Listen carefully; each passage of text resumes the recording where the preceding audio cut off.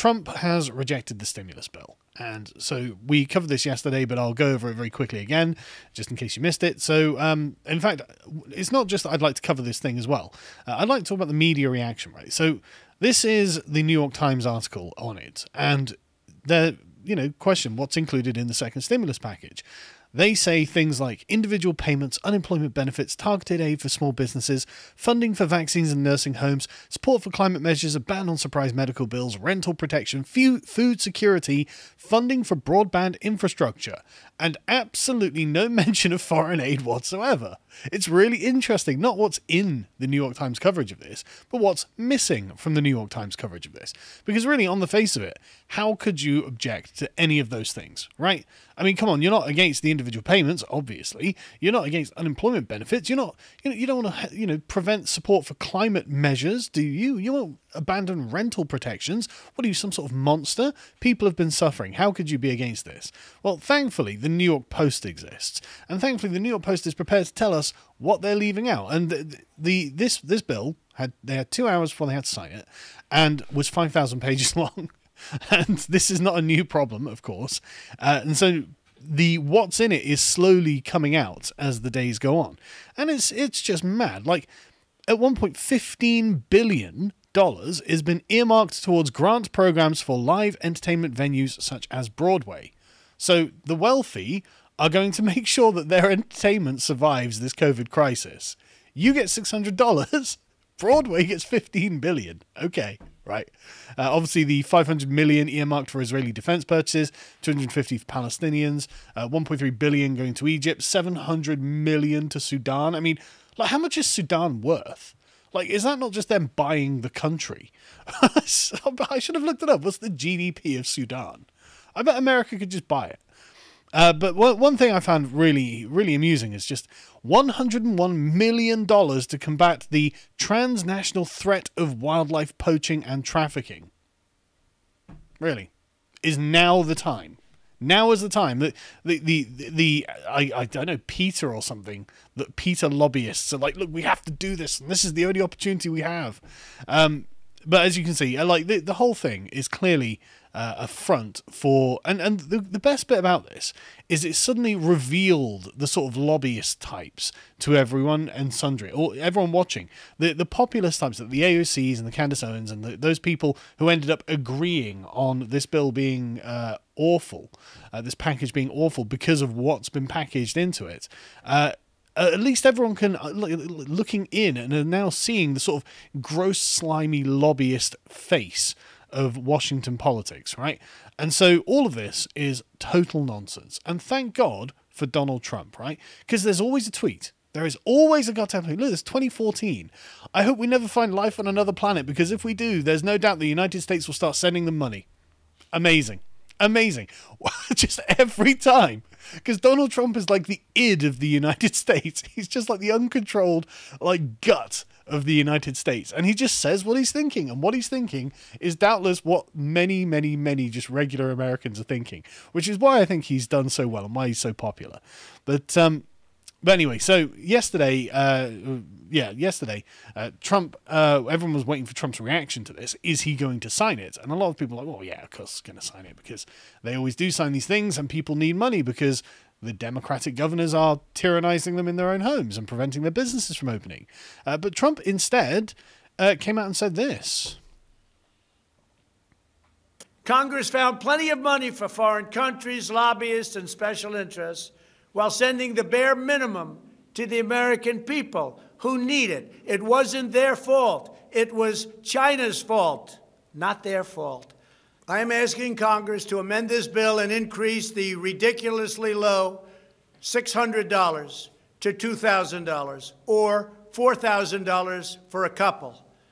I'm also asking Congress to immediately get rid of the wasteful and unnecessary items from this legislation, and to send me a suitable bill, or else the next administration will have to deliver a COVID relief package, and maybe that administration will be me, and we will get it done.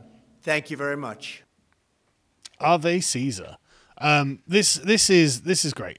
Trump obviously wants a bill without nonsense in it to sign, which is entirely in the interests of the regular American.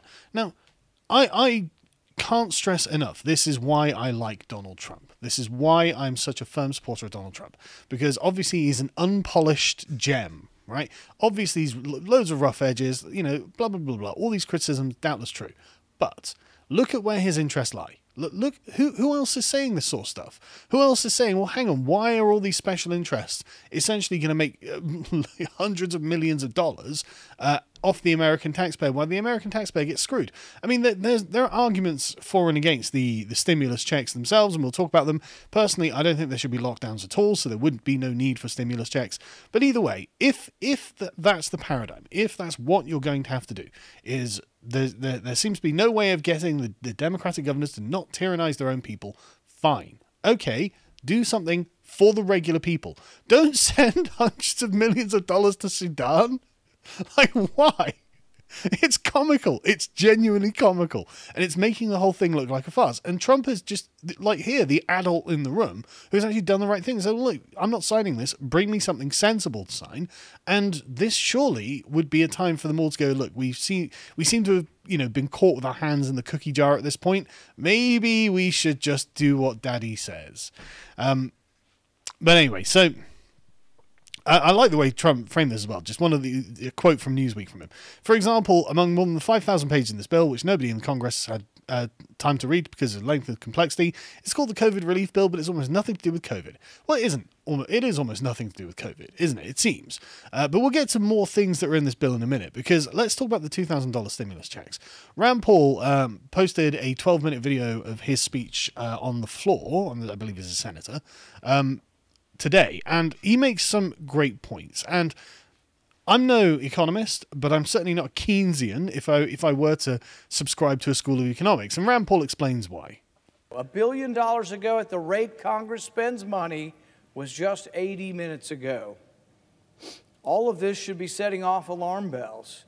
But the only alarm bells in Congress are sounding the alarm for more spending and more debt. No cuts, no offsets, no pay-fors, no prioritization. Just print up more money and give it out to everybody because it's free money. Come and get yours. Well, the getting's good, but it leads to a mountain of debt. Spend all this money and leave the future to figure itself out.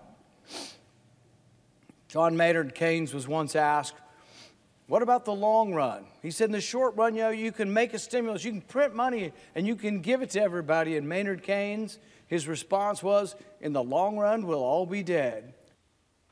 I hate that attitude. I hate that attitude. Well, the future doesn't matter. There's a famous Greek aphorism, which is a society grows great when old men plant trees in whose shade they know they won't sit. And this is exactly why this sort of Keynesian mindset of just like, we'll just pump loads of money into the economy and everything will be fine is obviously self-destructive. I mean, like I said, I'm no economist, but I know that you're debasing the value of each dollar with each new dollar that is just arbitrarily printed, that it doesn't have any kind of reference to real-world wealth. And he goes on more throughout that speech saying, well, why don't we just, print more? Why don't we just give everyone 10,000 or, million? Why is there a limit if we can just print all this money?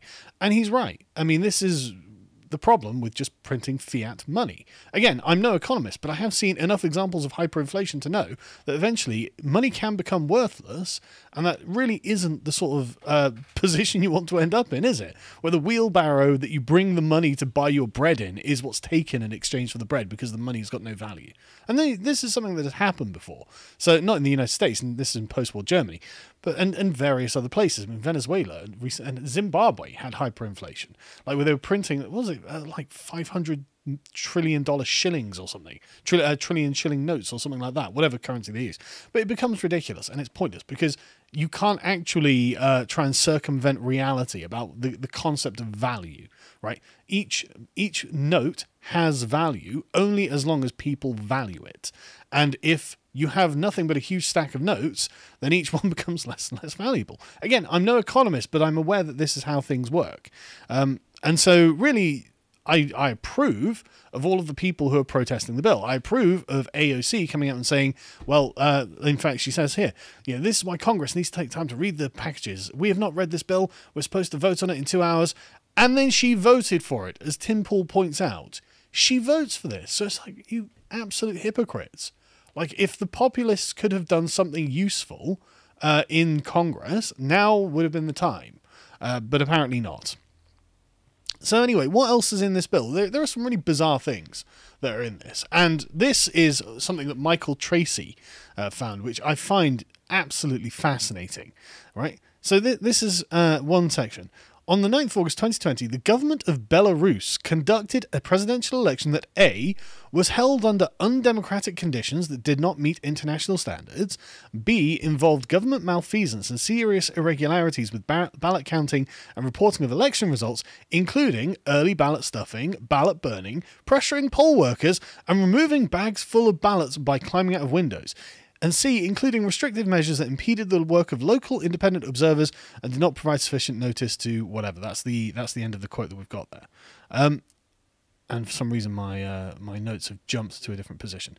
That was John's fault, right? But this is amazing, right? Oh, and John's got the rest. The leading opposition candidate, a name I can't pronounce, formally disputed the government's election results, explained to her staff that examined the election results from more than 50 polling places and found that her share of the vote exceeded Lukashenko's by his share many times. And Michael Tracy says this, it's so interesting that Congress snuck into his behemoth COVID omnibus bill a declaration of the 2020 Belarus presidential election as fraudulent on eerily similar grounds as the current US president is declaring the 2020 presidential election to have been fraudulent. That's really interesting, isn't it? Like, I wonder who put that in there. And I wonder why they put that in there. And I wonder why Donald Trump couldn't have had someone put exactly the same thing in for the 2020 US presidential elections. And when he says eerily similar, I mean, that really is eerily similar. Like, the Democrats are being accused, and there appears to be evidence to suggest that they've done all of these things. So, it just really, really makes you think, doesn't it? Apparently, as well, another really, really interesting bit. Hidden away, there is apparently a provision to nullify the president's use of the Insurrection Act. Now, according to Wikipedia, because I'm no expert, the Insurrection Act of 1807 is the United States federal law that empowers the President of the United States to deploy U.S. military and federalized National Guard troops within the United States in particular circumstances, such as to suppress civil disorder, insurrection, and rebellion. Really interesting in the light of all the autonomous zones that have been springing up all across the left-wing controlled areas of the United States and declaring themselves to be not the United States. Why would that be in there? Why would that be necessary? Because you'd think that using the US military to stop insurrection is a good thing. And this goes back to the early days of the Republic, let's say 1807, when apparently a person who murdered Alexander Hamilton, a politician who had a duel, I think it was, with Alexander Hamilton, killed him, which killed his political career, and he tried to raise an army to go conquer part of Mexico and set that up as a kind of personal fiefdom. It never came through, obviously, but isn't it interesting how they want this overturned? Really makes you think.